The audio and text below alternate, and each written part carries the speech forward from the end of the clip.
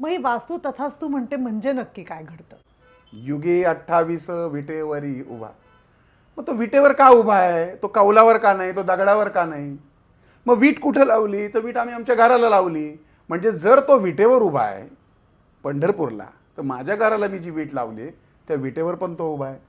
म्हणजे जर मी एखादी गोष्ट बोलतोय तर तो माझ्यातला पांडुरंग आणि त्याच्यातला पांडुरंग यांची कनेक्टिव्हिटी होतीये आणि तो प्रत्येक गोष्टीला तथास्तु म्हणतोय. आणि म्हणून वास्तूमध्ये अणुरेणूमध्ये सुद्धा जीवित्व आहे आणि ते जीवित्व तुम्हाला सातत्यानं आशीर्वाद देत असतं.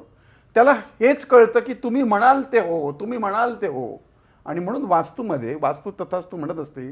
आणि म्हणून वास्तूत नेहमी चांगलं बोललं पाहिजे, चांगलं वागलं पाहिजे, संत सज्जनांचा स्वीकार केला पाहिजे आणि रोज काहीतरी मंत्र लावले पाहिजेत. वास्तुदोष नाशासाठी आपण सकारात्मक विचारसरणी बरोबरच वेगवेगळे मंत्र, उदबत्त्या